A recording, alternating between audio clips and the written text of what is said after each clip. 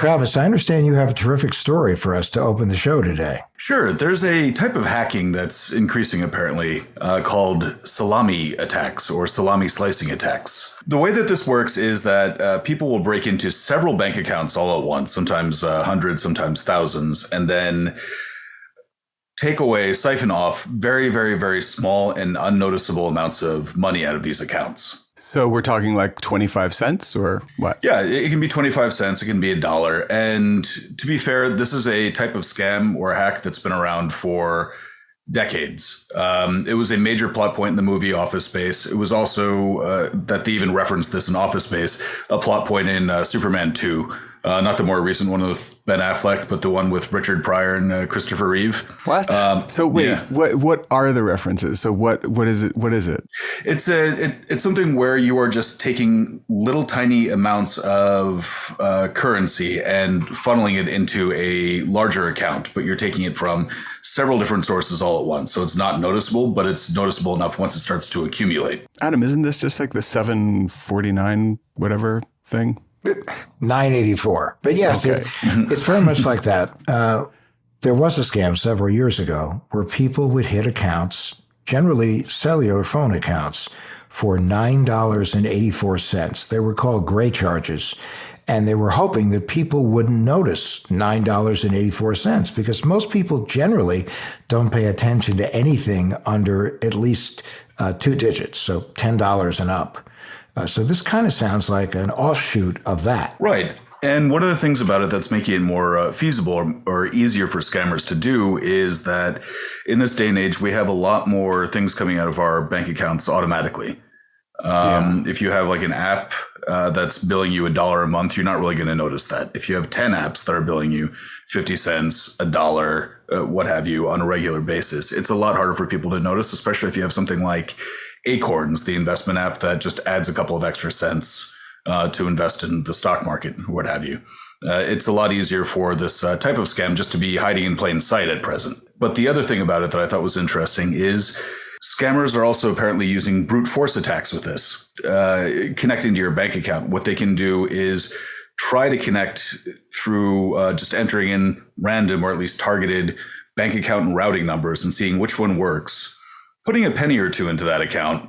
And as soon as they have confirmation, like, okay, this connection was successful, then they will start siphoning the money out of that. And we're talking literally about cents or dollars or what is it? Both, either. It depends on the scammer. It depends on how greedy they are. Do you have any examples of like specific things that have happened? There is a phishing scam that was noticed actually I believe in India pretty recently, where what they were seeing was it was credential phishing, but they would also be following up with that with the salami attack. And the salami attack was specifically a small amount of money that was getting siphoned out of your account. Right. In that case, it was just them being greedy because it was meant to be a lead up to, say, malware distribution, ransomware distribution. But they kind of felt like as long as they were getting those credentials, they're able to just say, like, okay, as long as we're here, let's also turn this into a means of getting a little bit of extra money before leading up to a full-scale ransomware attack. Yeah, kind of why not? Hey, because it's opportunity. And one thing we know about threat actors is they are real opportunists. Travis, is there any way that our listeners can protect themselves against this salami slice attack? Yeah, I think one of the easiest ways is just to set up a couple of different checking accounts or bank accounts for yourself.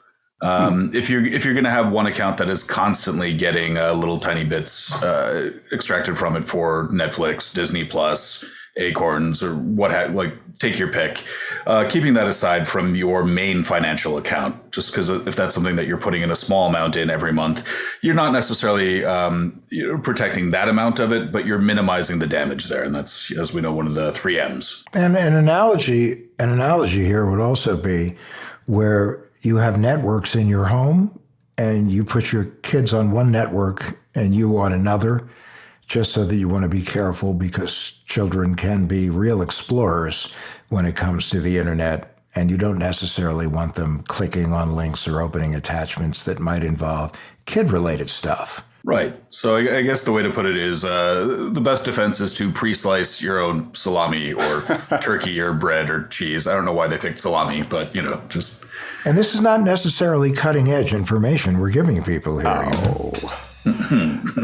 But, it is a bit like this network thing that you're saying, Adam. But at the same time, what a pain in the butt to set up a separate bank account for this. It can be, and it depends on your app or your bank or your credit union, because in some cases you're able to set aside, say, your Christmas fund or a tax fund or something like that. You can do the same thing with your app fund, for instance. Oh, I have a thought. With my Adam, you taught me this. With my older child, I have a credit card that I've given her a shared card on, but I can actually limit the amount of money that goes out on her specific card in that account. What's interesting, though, is that there are many financial institutions that don't do that. Because I've tried that on a couple occasions, and some will say yes, you can limit the amount that someone can charge on a credit card, and some basically say no.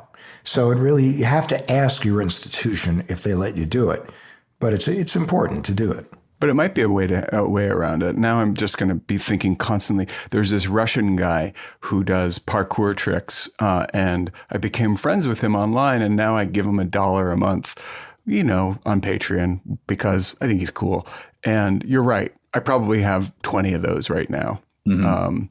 But another way, and it's a lot to keep track of. Another way to approach this, though, is also just sign up for transactional alerts from your institution that notify you anytime there's activity in your account. And then you have to be an adult about this. You have to look and make sure that what you see is what you expect to see, and it's not a surprise. Yeah, no, I had one of those this weekend. I was sitting on my front porch and up popped 2 charges from JetBlue, one for $30 and one for $40 on my debit card. And I never use my debit card. My debit card hasn't been used once. So my number somehow got out there because I confirmed with my bank that it was my debit card that was used, and it was used. Now, to their credit, they refunded the money within an hour and they closed down the card. But you don't know that these things are happening unless you have transaction alerts set up. And a lot of banks actually condition their response on how quickly you notify them that you see something that doesn't make sense. However, I thought I was allowed to use your JetBlue card. I knew it was you. I knew it. No. And you really, honestly, if you do it again, I'm going to start using your American Airlines account. Oh, well, all right. Now, that is a threat that does disturb me. Hi, I'm Adam Levin, ringmaster of this glorious 3-ring cyber circus that we call What the Hack. And I'm Beau Friedlander, cybermensch, reader, writer, thinker about all things hackerific. And I'm Travis Taylor, and by Adam's description, I guess that would make me the cyber bear on a unicycle. But, when we're really on the subject of setting up, separate accounts for small charges, one big problem that we face in this country is that we don't educate our people well enough, early enough, to be responsible cyber citizens. So our guest today, with a very interesting story, is Jennifer. We are protecting her last name at the moment to protect the innocent, but Jennifer, where are you from? I'm from the Indianapolis area in Indiana. Go Colts. Go Colts. So what is it you do? I manage an oral surgery office on the northeast side of the city. What's that like? Every day is a new adventure, Adam. It's very interesting. I've actually been at the same office for the last 16 years. And wow. It's because every day is different from the last. So the patients are very different. The technology in oral surgery, believe it or not, has advanced, tremendously, even in just the time that I've been here. So it's pretty cool. So are we talking about people getting like new grills, or are we talking about teeth, or like the whole jaw? I mean, what do you do? Like everything? It's mainly wisdom teeth extractions, dental implants, bone grafts, oral biopsies, From time to time, we have occasion to see patients with facial fractures or jaw fractures. So Grills, lots of grills. Oh no, grills is a different area of dentistry. That's All right, not wait. Before you jump in, because I know you have a ton of questions, I have one question. I have to ask it. I can't help. In the interest of science and Darwinian stuff, are people having fewer wisdom teeth these days? I feel like, I've been alive now for a long time. And when I was a kid, people had wisdom teeth, but they don't anymore, right? We've evolved out of having wisdom teeth. So people only have like one or two. Our patients still have plenty of wisdom teeth. No thankfully. way. That's kind of our bread and butter usually. But so it's not been our experience that fewer people are having fewer wisdom teeth. But every once in a while we do see patients just with, one or two, or sometimes we see patients with 6 or 8. So what? Yeah, right. You can have extra wisdom teeth. That's awesome. Now that makes me think they're sharks, but I asked because I only had one real one, another one that was sort of okay, and then I had this little tiny teensy one that was sort of shaped like I don't know, a toothpick. It wasn't even really a tooth. I still have it. It's super cool. But anyway, enough about me. So 16 years. Okay, so clearly you've taken root at this practice. Sorry, I couldn't help myself on that. Yeah. I had to throw that out there. But it's fascinating. I mean, I need implants that I'm hiding from, but I realize that I must face reality and do this, or else I will have no teeth because they will all crack. But it's a fascinating area, and more people are getting implants, and apparently the process is getting less expensive because there have been advances made. So I have a question for you, Jennifer, which is, is your story today in some way related to oral surgery? No, it's actually completely. It's on the personal side. Oh, so yeah, completely unrelated. Well, all right, let's hear it. Let me hear what this is. Yeah, I mean, I was expecting some very crazy story about somebody buying a Corvette with their oral surgery money. No, I mean, I hope to be there one day, but no, this is actually a story regarding my son. He was 16 at the time that our family, by way of his activity, experienced bank fraud. Whoa. He had just had, I think, probably his first job, first debit card. And we, handed him the debit card and said, okay, be very careful with your transactions. Don't overdraw your account, or you're paying your own fees. Now go be, experienced and enjoy this card. And he actually ended up, it was a learning experience for all of us, including my husband and I. He received a text message when he was at school one day, and the text message said, hey, this is your bank. We need to verify some activity on your account. If you would please give us a call at this number. And they said, hey? Do you think they said, hey? Like, hey? They most likely did. And he fell right for it. Oh, man. They're speaking his language. And so he called them immediately because he was, sucked in immediately, and verified a whole bunch of information, who he was, where he lived, his login credentials for his online banking. Okay. And his PIN number for his debit card. Did he include his social security number in that mix? He did indicate that he did not give them his social security number. So nice. That's good news. Yeah. So, and we've been monitoring that ever since this happened. So they said, okay, well, sounds like everything's in order. Thanks so much for calling. Take care. We're good to go. You can just keep doing your thing. And I believe that was maybe like a Thursday or Friday. It was right before winter break for him at school. And the following Wednesday, which was December the 27th, 2017, actually, our family was in the car heading over to see The Last Jedi. Perhaps you guys are Star Wars Of course, fans. 100 times. Yeah. Yes. And he received a phone call from the bank saying, hey, we just need to verify some activity on your account. And he said, okay, yeah, sure. So he just wants to apparently verify with anybody who calls him. Same bank. I'm sorry? Same bank or bank with quotes? It was the actual bank. Oh, wow. Okay. And they said, have you been to Chicago lately? And he said, no, I've been with my family for winter break. And they said, okay, well, because, we see that there are these debit card transactions and now your account is seriously overdrawn. When we say serious, do we mean like Corvette serious or do we mean like dinner and a show serious? More like dinner and a show serious. Okay. Maybe not even that much. Okay. But serious to a 16-year-old. Right. And serious enough that they, identified some weird activity and called like the actual bank, contacted him. And so after the movie was over, because of course we couldn't miss Jedi movie. Certainly not. Certainly not.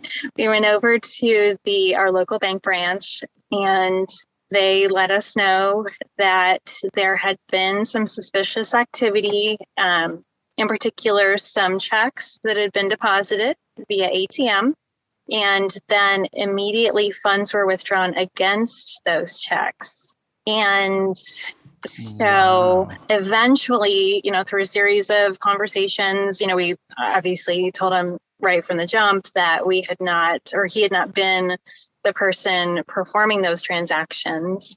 Eventually it was discovered, which I think they, kind of expected at that point. The checks that had been deposited via ATM were fraudulent.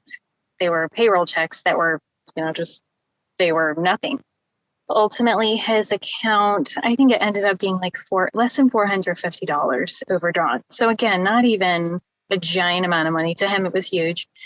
And they asked him, what's happened? Have you shared your information with anyone? And he did disclose the information that he had shared with quotes, air quotes bank. And as soon as he indicated to them that he had shared his PIN number, their demeanor, like their whole posture just immediately changed. And they said, oh, interesting.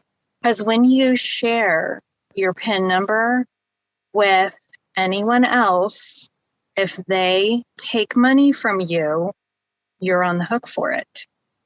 Like those transactions are not insured by anything. You basically just give up all rights to any recourse that you would have. Well, one thing that I've noticed with certain banks, depending upon the length of your relationship and the size of the money that you deposit in the bank, that you might still get some form of reprieve from them. But it's really, you need to know the bank well, and they need to, shall we say, value your patronage. And any bank that doesn't do that for a young person, I think they really need to rethink their customer service policy.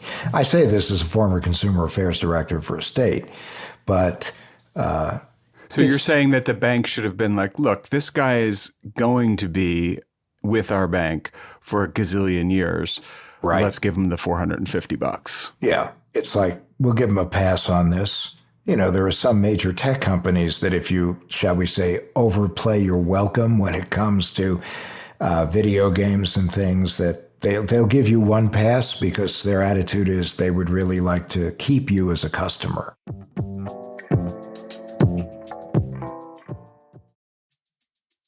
This podcast is sponsored by BetterHelp. Is there something interfering with your happiness or preventing you from achieving your goals? For me right now, it's not having a kitchen. It's totally stressing me out. We're working on the house, no kitchen, yada, yada, yada. But enough about me. BetterHelp. BetterHelp will assess your needs and match you with your own licensed professional therapist, and you can start communicating in under 48 hours. It's not a crisis line. It's not self-help. It's professional therapy done securely online. BetterHelp. It's committed to facilitating great therapeutic matches. So if you don't like your therapist, you can change your therapist. It's free, easy, no problem. Visit BetterHelp.com. That's BetterHelp, H-E-L-P, and join the over 2 million people who have taken charge of their mental health with the help of an experienced professional. There's a special offer for What the Hack listeners. You can get 10% off your first month at betterhelp.com/hack. HACK. That's us. Check it out. Every Friday, Slate's popular daily news podcast, What Next, brings you What Next TBD, a clear-eyed look at technology, power, and the future. From fake news to fake meat, algorithms to augmented reality, host Lizzie O'Leary is your guide to the rapid technological changes reshaping our world. Those changes aren't always visible, and they aren't always what they appear to be. And that's where TBD comes in. Lizzie and her guests help listeners parse out what matters, what doesn't, and what's next. Subscribe to What Next TBD in your favorite podcast app.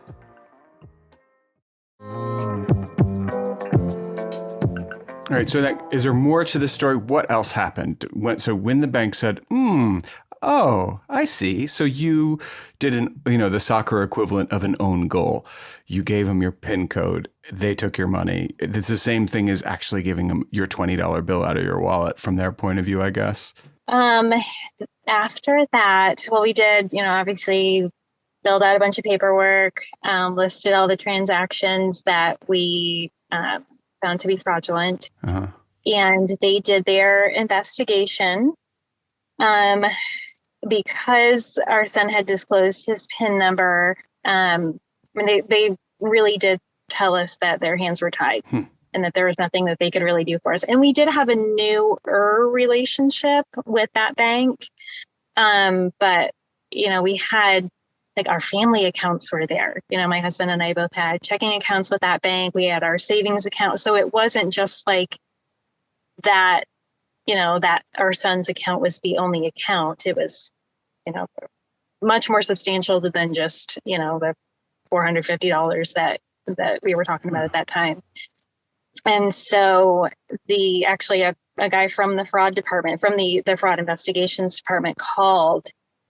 He said that they had video of the man depositing the fraudulent checks and withdrawing the funds against those fraudulent checks. Our son's bank statement even had the address of the ATM listed on it. Right. And they basically told us that because it was such a small amount of money to them, they weren't going to pursue things any further.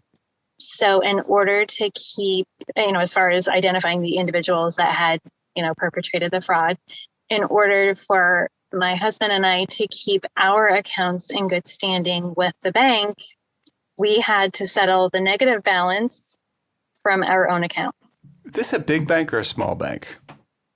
It's a decent sized bank. So if we were watching The Simpsons, would it be Springfield Bank or would it be? I think it would be a bigger bank. Okay. I think you would recognize, if you heard the name, I think you would recognize that. I feel like they didn't do the right thing here. Yeah. It was short-sighted on their part, and it was not fair to you guys. Especially, it's one thing if you're talking about somebody in their 30s and 40s, 50s, they say, come on now, you know the way the world works. This is a 16-year-old boy. I mean, it's kind of like, give him a break.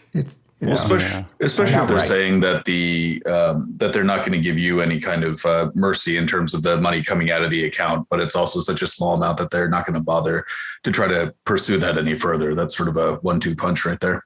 Yeah, no, it feels like, I'm older. I'm thoroughly Gen X. And to me, it just feels like some mean millennial kind of attitude. Like, well, I don't really care enough to research this. Sorry, you millennials out there who may not beating be like up this. On the millennials. Can't again, help it, man. So listen, I'm just saying, it's like, I'm not going to work on this. And also, you owe me the money, but I can't be bothered. No, the magic words are, my hands are tied.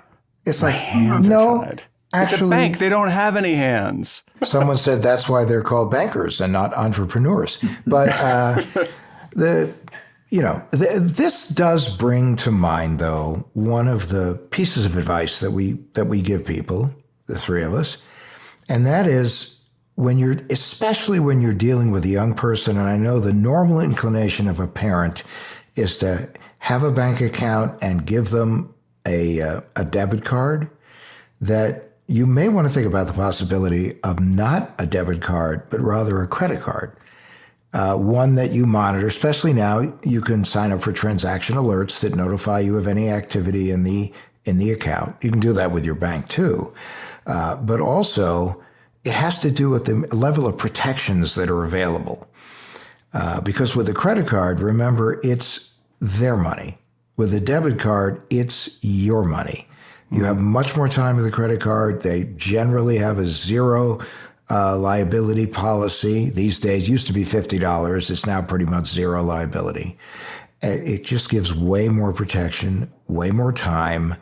And also, if you say, okay, well, this is a kid and I'd like to have him or her understand money management better. And one of it is you can only spend what's in your bank account and that's it. But with a credit card, it's just sort of like be an adult. Look at your credit card balances on a daily basis or sign up for transaction alerts. And at least you are better protected and the family is better protected. So you wouldn't have to go through a situation like this with a credit card. I know, but Adam, if you're going to say like snap your fingers and be an adult, that doesn't really work with a kid because they're not adults.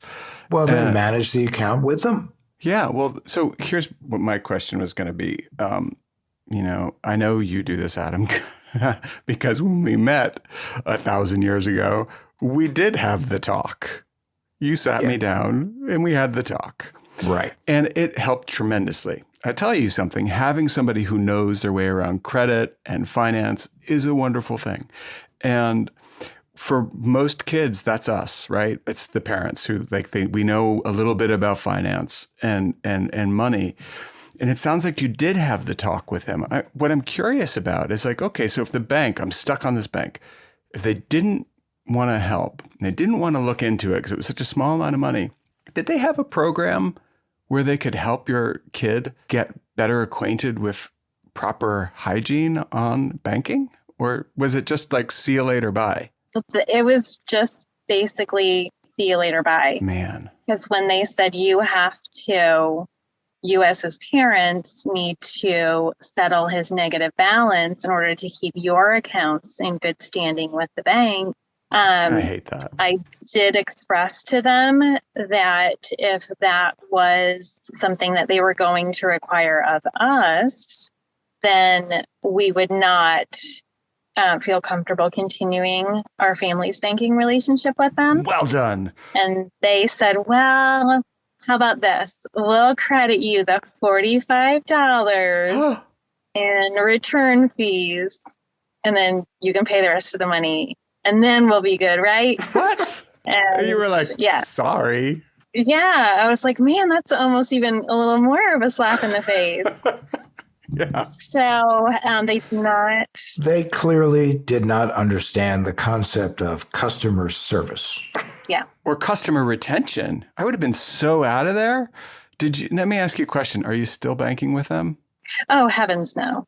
Excellent. No, we bailed pretty much. Actually, we settled the account beginning of January in 2018.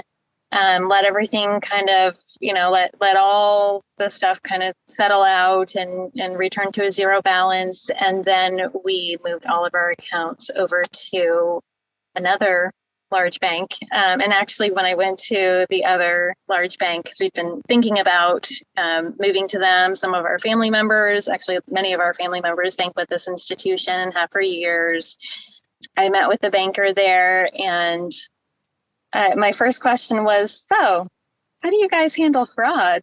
And they were like, oh, there's a story. What do you mean? So, we've had thankfully no issues with fraud. I mean, there have been some times where they've caught some funky activity, but thankfully it's never risen to the level that, there have been any issues to the magnitude with it. Now, Adam's going to have a whole list of what he calls the 3Ms type things for you to do. But I before he gets to that, right, I know you have that, Adam. Am I right? I'm right. For sure. Yeah. Okay. So, but before we go there, I am wondering if there is like now in your head, Jennifer, a talk. Now I gave my kids both have a card in full, and they use it, and it is an institution where I can put a limit on it. And but I told them, what you told them, this is essentially cash. This is a convenient way for you to pay for things, but at the end of the month, you got to settle up every month. And they don't really do it, and it's a point of contention, but at least they kind of understand it. But when it comes to fraud, what would your mom of that 16-year-old, before it happened, knowing what you know now, say? How would you deal with it? I think the first thing I would say is never give your PIN number to anyone. That's a good one. Never verify any of your information with anyone unless you look up the phone number for the bank yourself on your app and you call them directly and say, hey, I got the text message that you needed to verify some of my account information, and verify that with them as needed. Yeah. And I don't know. I think too, I've listened to enough of your podcast episodes that, I would just say that you really can't trust anyone that you don't have a good relationship with.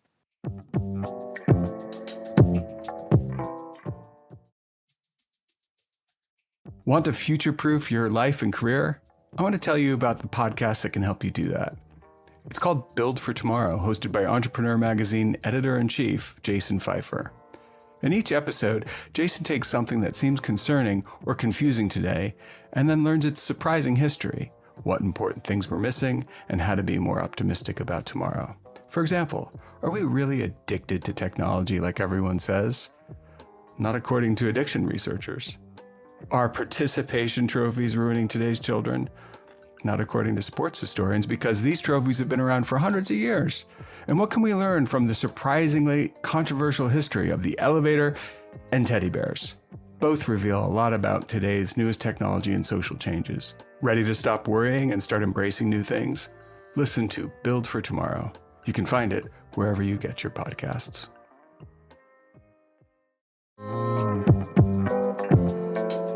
Well, first of all, congratulations on having wonderful taste and that you like all the stuff that you've heard on the show and you're putting it into use in your life. But first, that was first, actually. Second, I did want to say there's one thing I noticed in your story that we didn't touch on that is important. And it is that first call came to your son when he was at school.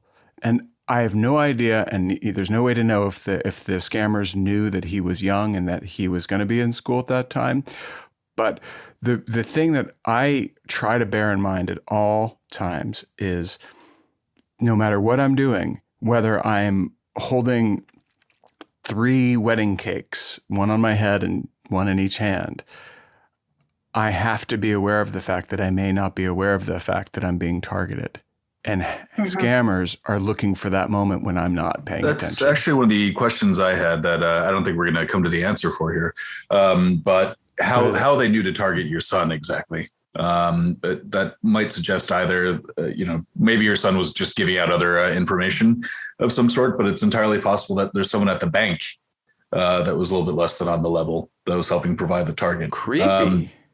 I mean, that, I don't know, it's not quite so common with banks, but right now for mobile service providers, that is a huge vector for attack, which is people who work for the company supplying access to scammers to SIM swapping. Adam, what do you think of that? No, I've heard of that, sort of the insider threat. The other thing is that a lot of these folks who are scammers follow people on social media. Oh, right. And is your son on social media, Jennifer? He is. Yeah, he is to a limited extent. I think he. Are you on social media? Yes. We're on different social medias because I'm on Facebook and he's too young for Facebook apparently. He's more Snapchat, Instagram, TikTok. Those types of See, things. a lot of these situations occur because parents are on social media and people follow different people on social media. I mean, for instance, what does your husband do? He is in software sales. Software. All right. So software says so. Sometimes that they're not necessarily going after someone. They're going after the people that that particular person is affiliated with, or people that it's not even for those people. It's for the place where they work. And so a scammer will start with what they think is the weakest link, and they'll start to move up the chain. And oh, by the way, if they can also nail some money along the way, they like that as well. That is the thing. It's like they could have been going after your husband for all we know, but they were like, oh, look at this kid. Oh, look, $400. I'll take it. Well, no, and I'll give you another thing, too. They possibly, not to create paranoia, but they possibly could have come after you. Why? Because you work in a medical provider's office. Ooh, with lots of expensive procedures. Yep, and lots of patients. I'll give you sort of the ultimate scary example is hackers got into the network of a plastic surgeon in Beverly Hills. Mm-hmm. And they not only put ransomware on the network and try to extract a fee essentially for going away, but they then also said, what's it worth to you for us not to release the data on your patients? And then after that, and they got paid, they went after the patients individually and said, what is it worth it for us not to publish before and after pictures of your plastic surgery? Damn. And then they got some of the patients to pay. So again, both of you work in situations that would be very interesting to scammers and hackers. All right, you've scared everybody to death, Adam. Thank you. Can we be a part of the solution for a second here? And what are, Adam, the things that can help? What's the talk look like nowadays? The question is, does either your practice or your husband's company offer as part of employee benefits cyber protection or identity theft protection programs? I know that mine does not. I can't speak for my husband's. I don't know. Yeah, because a lot of times companies now, as part of their employee benefits programs, offer help to people. So in a situation like if his company offered it, then you would have had a professional working with you from the beginning. Yeah, and that professional might have said, like, when they were like, we're not going to pay this, they would have maybe helped you with that. But yeah, so these are programs that are available. But that's the third M. The first M is really how do you minimize your risk of exposure, reduce your attackable surface, and for the whole family and for your kids, it's long and strong passwords or use a password manager. Don't share passwords across your universe of accounts or websites. Use two-factor authentication where you can. This is where you start to log in somewhere and then a code comes to your phone, a trusted device. And there are also new ways like Google authenticators and auth and several other ways that are the second factor of authentication. Third is the big rule, which you yourself said, never authenticate yourself to anyone who contacts you. I don't care who they are. Immediately get the information and contact the institution or that particular person if it's somebody you know, and just even something as simple as an e-card could be the pathway in for a hacker into your home network because you click on the link saying, oh, this is lovely. Grandmom sent us an e-card, but it wasn't grandma. Yeah, and if you don't like e-cards, it's a really good way to make them stop because my cousin sends them to me. Sorry, Jonathan. And I don't love them. Sorry, Jonathan. But, now he stopped because every time he sends one, I say, Jonathan, did you send me this e-card? And he got tired of it. But it's like it's a buzzkill, but it's a protective device so you don't get killed. Yeah. Also, don't download every app in the world because it's new and cool and whatever. Go to a legitimate app store, read reviews, freeze your credit and freeze your children's credit, which you now can do. And it's free based on an amendment to the banking law that was passed a couple of years ago. So that's really the first M. The second M is monitor, which means get credit reports, look at them, pay particular attention to what you didn't do as opposed to things that you did. Track your credit scores to make sure they don't take a sudden precipitous drop. Sign up for transaction alerts from your institution so you know what's going on in your bank account, your credit card accounts.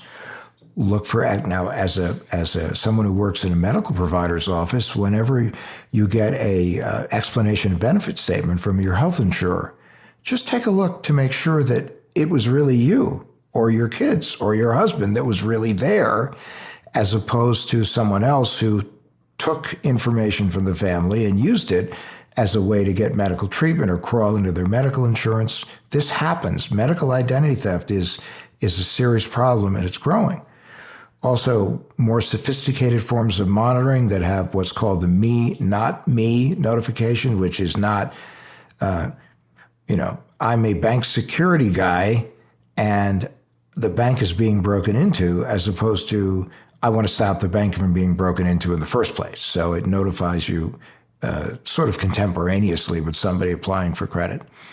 Dark web monitoring is important. And then the third M, which we talked about, was managing the damage, which is many insurance companies, financial institutions, as well as HR departments where you work, offer programs to help people with whom they have a relationship get through an identity incident.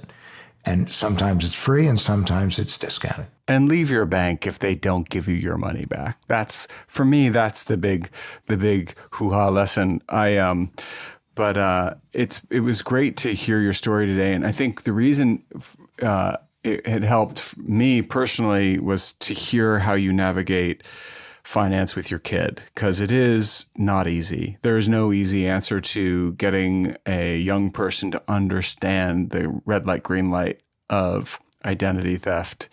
But the PIN code story is definitely going to stay with me, because that one is a very good example of what not to do.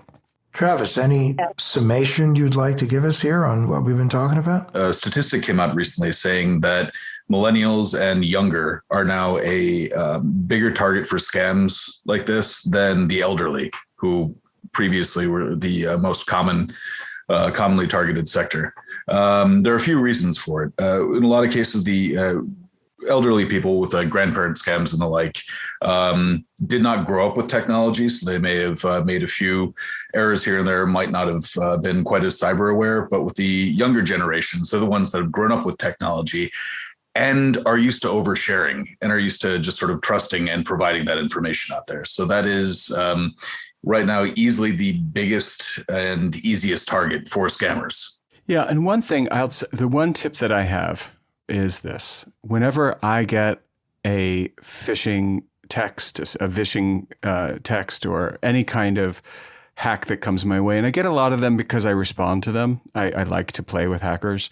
I show them to my kids. And so now my kids send them to me and they go, look at this stupid fisher who sent me this stupid thing. And they know what it looks like. So I think, when you do have someone come at you, and we all know what these hacks look like, show them to your kids. Let them get to know what they look like, and make it into a game, like, so that they can show you, like, oh, this, I saw one too, and oh, aren't they stupid, and on we go with our life, having not clicked the link, having not had a problem. Jennifer, we really appreciate you taking time to come and talk to us about this. Again, we call this the shame-free zone, because we want people to tell stories, because the only way that we learn and other people learn is by sharing the experience and hearing others share the experience. And it's kind of putting a North Star for everyone. So we really, really appreciate it. Thank you very much for joining us. Certainly. I appreciate the opportunity, guys. Thanks, Jennifer.